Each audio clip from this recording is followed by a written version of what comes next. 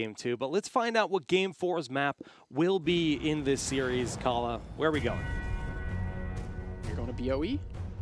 Spooky. Spooky. And this is the first time where we're actually seeing No Tomorrow being forced into the map selection. So this will be the first pick, first ban going over to Psystorm Gaming. Seems like both teams have been electing to go that route when they can. BOE. Hanzo is obviously going to be the big factor here. Hanzo's win rate. Yeah, exactly. His win rate on this map is just absolutely insane. But at the same time, I think that the Greymane and the Vala can show up here as well. You know, you can run a double support style on this map. Perhaps maybe not even an Abathur ban. We haven't seen teams running too much Abathur on this map recently. But I think it's actually going to be a big question. Like, the biggest question is going to be those main damage dealers. The Greymane, the Vala, the Hanzo. We'll have to find out when we get into draft. It's going to be interesting because, you know, we've talked about just kind of some of those PvE talents that exist, and it's not like we see a lot of Artanas here, but we have seen that happen in the Open Division. That's true. Would that line up at this level of play and be successful? Probably less likely, but anything can happen here. Yeah. And the BOE meta, I mean, it's so fun to watch, right? Yeah. You know, Hanzo forcing a ban into Hanzo, and then Tyrande having Hunter's Mark on the boss too. Yeah. That's really, like, where does Tyrande lie in the draft? Of course, yeah. I wasn't even thinking about her. That's going to be a huge one for sure, but we're going to find out. No Tomorrow put themselves on the board with that victory last game. Moving into this next game here, Psystorm Gaming with the luxuries of first pick, first ban. For the first time, yeah. Very strong start in this series for them. And they still got to be feeling pretty good, right? You got to win 4 games in a best of 7 to get the victory. But their first ban, do they just stick to the Maiev? Or do they mix it up?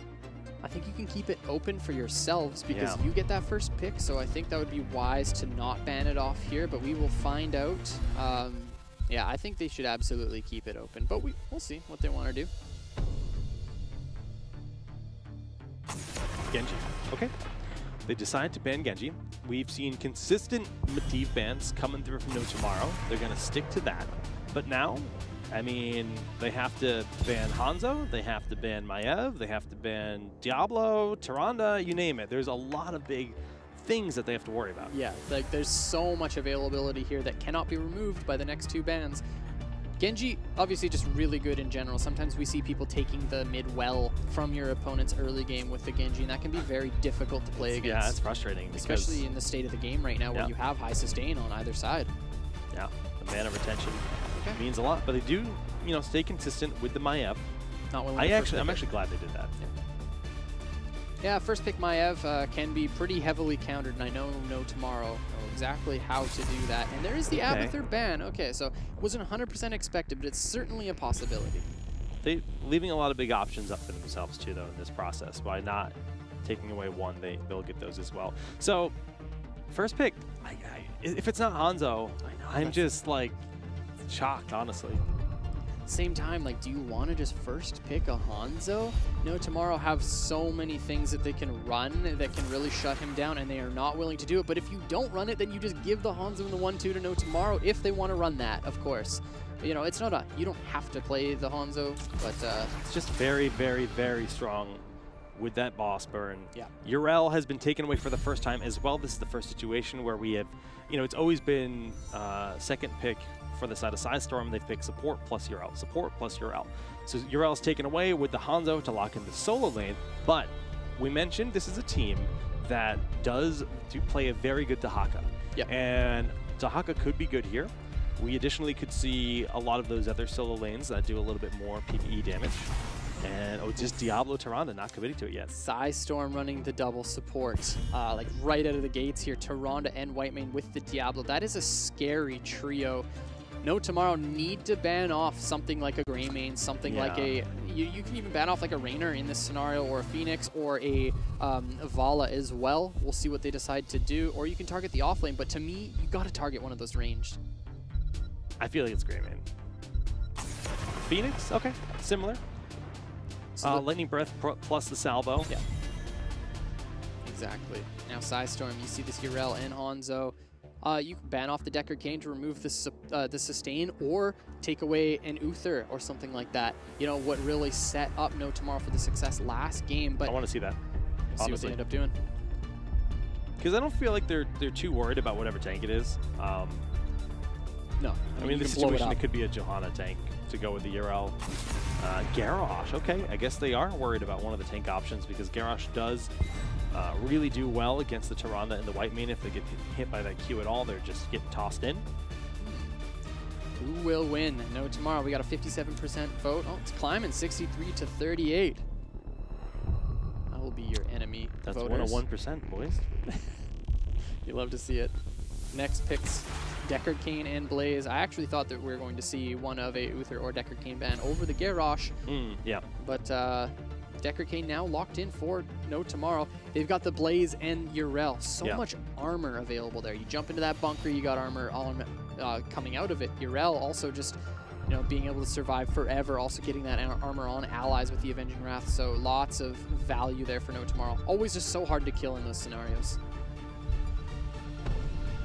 Last two picks. Sonya is going to be the offlane plus the Valla, the Hungering Arrow style play. These are all heroes, minus the Tyrande, that we've seen played a ton by Psystorm throughout Open Division and throughout Open Division playoffs. Very comfortable picks here for Psystorm Gaming. No Tomorrow. With that last pickup, you need a melee flex perhaps, or just another ranged, if you will. What's it going to be? Last pickup, perhaps something to stop the Sonya. Is it like a Tychus or something? Li Ming, obviously a good one, playing a mage here, and Li Ming is so good on BOE. The last time, I think this was Psystorm, where we saw them running Valla on this map, and I can't remember who was playing Li Ming. They were just blowing up NSJ constantly. It looked like a problem. Yeah. So I'm very cautious to see that happen again here, right? We got to see NSJ position very safely, always bearing in mind that Li Ming could be over the wall, lobbing the full combo, plus Mirror Ball at 16. You just get deleted. You're dead if you get hit by all of that. Absolutely agree. And right now, Psystorm don't really have something to force No Tomorrow away from these long skirmishes. You know, you've got this Hanzo who can just scatter whenever you want and get some value onto the Immortal. You've also got Li Ming who can poke super well. But there's nothing really that Psystorm can do aside from force fights. So I love that No Tomorrow got the Hanzo, got the Li Ming sort of combination with this Deckard Cain. I think their draft's looking pretty good. I like both the drafts, though. I honestly have trouble picking a winner here because this is a composition that I think looks really good for the way that we like to see Psystorm play. That's true. And objectively for them, I think they're going to be feeling great about it. So let's hop on in to BOE for our fourth game of the series. No Tomorrow on the blue side. As we load on in, Casanova going to be playing that Blaze. We've had Tomster on Li Ming. Jay Shrite going to be playing the Hanzo. And then Akaface on the Deckard Cain, and Yrel played by Jin. On the right in red, can they find another game here? We've got Elheim on white main. Stronger is playing the Diablo. Hisqua on Tyrande. Anavir is in the offlane playing that Sonya, and NSJ on the Valla. And it's Q build. So you got that race on the objective. Fantastic choice here, especially on this map. Yeah. You know, he's warmed up. He just played Valla in the last game. Obviously, it's a very different setting right now. But this Diablo Tyrande is going to allow them to play aggressive if they want. Traditionally, when we see the Sonya here, it's actually a lot of a slam build. But block is going to be actually the first talent. And I think that's wise, you know, playing against this Hanzo. Yeah, I think that's absolutely a fantastic choice. And also the Yrel, you know, she gets a lot of value out of those autos. That's but there's a combination on a Tomster. He's one more auto attack from death, and Li Ming goes down. Casanova tried to find an engagement. Has to be careful here. And that's the blow-up potential of Psystorm's draft right there, folks. Yeah, just the snap, Shadow Charge, flip, Lunar Flare. Very well executed. And they made it look easy. Okay, so a nice clean start here as they're actually going to look to grab themselves the neutral Khazra camp in the bottom lane. Arrow scouts out that it's being done, but Stronger just controlling space over here, forcing them to try to kill him. He's going to slip out of the Deckard Cain combo, shadow charging to the minion. What a legend. The mercenary, and yeah, very well done. That was actually so clean by Stronger, finding that shadow charge over the wall to get to safety. Also just immediately going to the right direction to dodge that scroll ceiling that came out from Akafe. So Stronger showing that he's thirsty for the HGC spot. You know, as excited I am about Tomster being able to throw huge combos constantly, the Tyrande matchup is actually tough because that spell armor up to 30 on a single target can, you know, really nullify a huge portion of that damage. Now, Psystorm Gaming rotating top side. Pick up another camp for themselves, but this does leave the bottom wall open for No Tomorrow to get aggressive. I would like to see them just immediately get onto this wall. Make sure, of course, that they don't get overpowered over the wall and end up dying, but this could very well just be the first wall of the game, and we are seeing No Tomorrow step up and do that, and I can't help but think that Psystorm Gaming just took a camp for a wall. They need to get a wall back for themselves, or else this is just a straight-up deficit, and it looks like that's what they're getting. Yeah, just about one tower going down already. And then the Khans are still very healthy behind this. The rotation is on its way. They might decide to take a pit stop at the Fallen Shaman, considering the Immortals are 30 seconds away. And yes, that is exactly what they'll do. So pretty even trade overall. Experience obviously speaks for itself. No Tomorrow have done very well with the proactive plays of Psystorm Gaming. I recall on Sky Temple, when Psystorm get those picks on bottom side, but immediately Genji rotates up top with on the side of No Tomorrow, and they take a fort for their one death. So stuff like that, No Tomorrow are very quick most of the times to just respawn and try to get some value out of negative situations. Yep, very true. Yrel and Enavir, or Insonia, just kind of trading their minions as we speak. And yes, the Immortals are up, active, and technically they're fighting. Cleared out here by Psystorm Gaming. Meanwhile, top side, of course, Enavir going to be able to push this one in, but that Fallen Shaman camp took aggro from that tower, and it's going to get cleared out very, very quickly here. So far, the race in the lead for No Tomorrow, getting that Hanzo onto this, this Immortal. Tyrande with 15% damage amplification with Hunter's Mark nowadays, plus Vala, can do some decent damage, but yeah, they're actually trying to collapse in. Looking for the damage onto Elaheim, and oh my goodness, being able to get him out is huge. Surprised that was successful. Enavir stepping away. Big damage from NSJ as well, but both teams able to top off rather rapidly. That mana was quickly depleted there, so having to back up and tap is Elheim on that white main, not able to get the W to reset and get some mana back. This is so close though. Yes, it is. And, you know, going up against the Hanzo and being like, yeah, we're dead even on the first half of the Immortal, that's a feat, because it just means you've got to snap in there and get the damage done, because that poke from Tomster and Hanzo, leaving Hanzo is just, that's tough. Of course, the power spike for the Hanzo is that level 7. True. You know, being able to get so much more race at that point. So No Tomorrow are quite comfortable, actually, just waiting for that to happen. Now Jin just jumping in onto Elheim, getting some damage dealt, but mainly just allowing Jay Schritt to walk up and get some damage, but it was actually Psystorm Gaming that have positioned aggressively here. They need to start looking to mount a defense, or else the first objective is going to go over to No Tomorrow. They do have Vala stepping back to throw some hungry arrows at theirs. Bot wave being Blazes in the bottom, yep. But the poke is still there. Look how fast it's dying, even with them not even being near it. Just Hanzo Li Ming doing a ton of damage. Shadow Charge with the Lunar Flare, actually whipping because the flip came and they expected the flip to be in between or after the Lunar Flare. Big misplay, denying them a kill that could have been theirs. That healing reduction was huge, and first objective of the game going over to No Tomorrow. So that's going to be pushing up in that top lane here, folks. No Tomorrow want to be able to pick up a wall, maybe some extra, but you're playing against this Vala. You know, she can mount a defense quite well. Elheim just starting his backing. And this is what I said when we first saw the draft.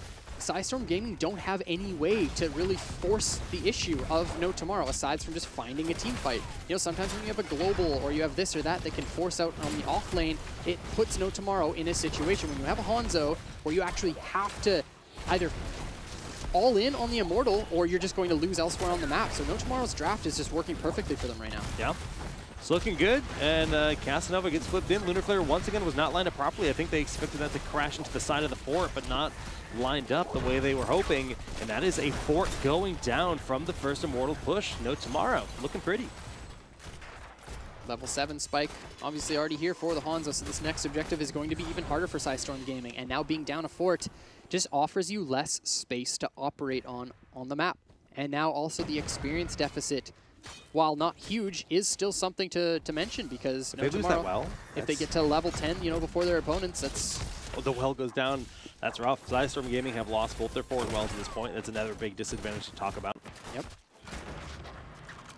Psystorm, once they hit level 10, again, they don't have, you know, like a cocoon to force a fight. This Diablo has to find angles, find engagements onto No Tomorrow, or else No Tomorrow will just play the long con. They'll just play the, I'll throw an orb every 15 seconds. I don't care. I'll throw a W every 10 seconds. I don't care either, because we will outrace you eventually. We'll play defensively, and No Tomorrow's draft works very well with that. And it gets even harder when you have our defender, when you have bunker. And the other Diablo game was Towers of Doom, where it didn't really come online till level 16. You had the full power of that, you know, the double shadow charge, and it looked really good, but you don't have that same kind of luxury of like, it doesn't really matter what our structural situation is at this point. Yeah. On this map, it's a huge deal. Absolutely agree. Stronger finding the stun, but that's These a level 10 combos they're not lined up. They got the one at the start of the game. That's 3 in a row engages. 2 of them could have netted kills that have just been flat and missed. Those got to sharpen up if Psystorm Gaming hope to take some more games off No Tomorrow, because you know, after those first 2 games, now No Tomorrow looking much better here. You know, only the 1 kill in this game so far, but Objective going over to No Tomorrow, and with this Hanzo, it's not looking to be any different. Psystorm Gaming, do they get onto this wall to get level 10, or just wait for triple XP? And it looks like it is the latter. Yeah. Having their bruiser camp stolen really just shuts down any kind of macro play they could have had here. They're going to be down a level, but again, Lunar Flare whiffing. The bunker gets through as a result. And I mean, yeah, it's another kill that could have been there if Lunar Flare had been lined up properly. But still no bunker now. The extended, or a little bit of an extended cooldown here, so still 65 seconds on that bunker. So now Psystorm Gaming have an opportunity to force a fight, but you don't want to force a fight under the Immortal. No. And No Tomorrow have this bottom camp pushing in too. It's a strafe game. Interesting. We'll see how it works out here as jet propulsion on both the tanks. We do see Enavir stepping up with that lightning breath, but oh my goodness, super low from that Hanzo damage. Jin used the knockback to hit Enavir into that stun circle. Fantastic play there by Jin on the Yrel. Making plays every single game so far. Yeah, he's playing out of his mind today. Okay, Stronger considering the engage. Lunar Flare almost good with the body blocks attempted from Stronger. Didn't quite land here. Stronger is being focused very quickly. Armor coming through from Yrel. Stay a while and listen. Trying to be enough for the damage at this white main. Tyrande healing is too much. That is definitely the place where you want to fight if you are Psystorm Gaming. Underneath that Immortal, trying to get the value from those stuns. And now Psystorm, with the rotational advantage, gets some damage onto this Immortal. And this is really the first time in this game where you see them taking the upper hand here. Enavir has to be careful. Diablo backing up to tap. But now Jay Schritt on to that Immortal. That's going to get the halftime show right here, folks. The Hanzo race just, it's not even close. You can go Hungering Arrow build with Hunter's Mark, and it's just not enough. Okay, Immortals swapping sides as we see Stronger wanting to continue poking in, looking for that aggression. It's only a half-level lead. Both teams level 11. Stronger stepping up. Needs to make sure he doesn't get poked out too hard here. NSJ taking a bit of damage Jin's as well. Positioning, okay. Yep. Very close, NSJ. Stronger getting poked down hard. Sonya was considering a flank here, repositioning as we speak, but is actually quite far away, so if they got engaged on right now, it would be problematic. This is so tough if you're Psystorm. Again, I want to reiterate, there's very little that Psystorm can do aside from have a camp push out to force the hand of No Tomorrow. This is basically just like a waiting game, and Psystorm Gaming don't want to force a fight underneath the Immortal. It can be super scary, but Stronger looking for that engage. Again, missed is that Lunar Flare. Enavir finding the spin on Akaface. He forces the bunker. That's a big deal. Everyone's pretty healthy right now. NSJ gets away from that orb coming out from Tomster, keeping him quite healthy. The Shadow Charge in combo. Lunar Flare does connect this time, but there's just not enough damage available. Lightning Breath trying to push them away. This will allow them to get good damage on the Immortal, but they need to focus that. Yeah, absolutely. This is their huge opportunity while the members of No Tomorrow do back up and start to pre-tap. They need to force in right now, No Tomorrow. They have this one opportunity to force a fight underneath their Immortal. Can they find it? Okay, yes, we see Stronger going down. They need to make sure they at least win the Immortal here, but they stay a while and listen onto the whole team. NSJ does manage to finish it off. If they lose both tanks, that's enough for them to be able to do something after this. And yes, that's going to be a fairly easy Immortal to clean up without the front line. Diablo on his way back now. So no Tomorrow, again, just get the advantage here. They're going to be able to free clear this Immortal. I doubt it even gets much more than some of this wall damage here because you got the Hanzo right down bottom, and all the members of Psystorm Gaming had to back. 13's very close for no Tomorrow as well. So despite the fact that Psystorm Gaming won there with that force under the Immortal, they died. Yeah. So they lose all value from this Immortal. And like if they had their wells out and were able to go and tap without having to go all the way back to base, maybe there is a chance for them to do something. Yeah. But just the early advantage from No Tomorrow, just getting the better end 1 through 10 constantly, pretty much nullifies any chance. They're going to go for the single tower here in the top lane. It's something, right? It'll help them get level 13 sooner. Yeah, but here comes the rotate. Meanwhile, Hanzo is down bottom, does have the Dragon Arrow, so they can look for the cross-map play, but not willing to do that at this point. Now, Psystorm Gaming need to find that level 13. More importantly, Jake, Psystorm Gaming need to make sure that their Bruiser camp doesn't get stolen away, because they need, again, something to force the hand of No Tomorrow. Because sitting there, underneath the objective, just soaking orbs to the face and soaking Hanzo damage is not an effective strategy here. Psystorm Gaming need to change it up. All right. Khazra, 5 members, and a 13 advantage pushing into the bottom lane. Sonya just trying to get the 13 online. This fort, it's probably going to go down here. I don't see them defending it without Sonya. It's not possible. With her showing in that top wave, it is just free clear here for No Tomorrow, and that just adds insult to injury, continuing to just snowball themselves into an experienced lead. We're seeing a full level lead here, but you know what though? I'm actually okay with them doing that, right? They were able to get the top wall down. Sonya soaked to 13. They get a little bit of damage done to the top fort. They confirm their fallen shaman. They're just kind of saying, you know what? We know this is going to go down anyways. It doesn't do a whole lot for us at the end of the day, and they're just putting all their money into level 13. Both of these fallen shaman being picked up here. Psystorm Gaming looks like they're just going to allow Yrel to free clear. Perhaps Psystorm look to force a fight on the bottom side, knowing that Yrel is top. Casanova does get stunned up here, has the bunker available. Oh, this route, but it's gonna hurt. Back, finds the engage. The stay a while is huge. Stronger is very low. The heal's coming in from both healers, but it's just not enough. Diablo's down, no souls, 30 seconds on that death timer. Ellaheim on the wrong side of the fight. Strafe trying to do some damage, but they get the kill onto Sonya as well. And this is looking quite bad for Psystorm Gaming. 2 go down there for Psystorm, and this is going to be a huge momentum swing here for No Tomorrow. We know how fast this this Hanzo can clear this Immortal. We're seeing the health drop so quickly. 10,000 damage already dealt here for No Tomorrow. This is going to be a full shield Immortal running down one of these lanes here for No Tomorrow, and that could very well be a keep. Heck, if it gets a wall and you get 16 and you get some kills, that's more than a keep. I just think giving up the Hanzo here is really what is causing the big problem. They could have banned it, they could have first picked it, and they gave it to their opponents. And it is just, it's forcing the way they have to play the game way too much. No Tomorrow not having that 16, so it's interesting that they actually went for this top camp instead. Aquaface is the focus target. Stronger doing a pretty good job on the body block, but the counter engage there is available from Casanova to stop the advancement from Psystorm Gaming. Nice job by Casa. That jet propulsion was critical. Otherwise, the flip would have been there. The overpower would have confirmed the kill on the Aquaface, almost definitely. And now we see some Immortal pressure onto this health bar, which is big. But 16's around the corner. Diablo taking a little bit of damage. The armor from Tirana helping out quite a bit from that Liming Orb. And Avir gets knocked in.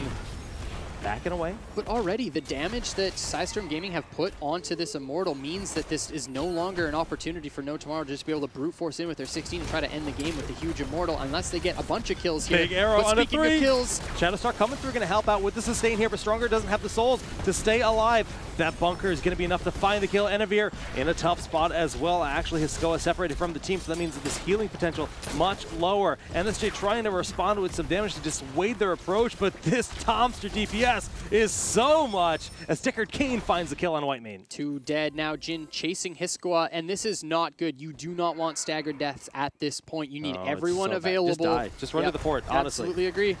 And I actually think Jin's doing a nice job of just kind of stalling this out. I wouldn't even auto-attack. Yeah, exactly. Just wait for it out. Force his Skoa to walk into that tower, which is exactly what he does.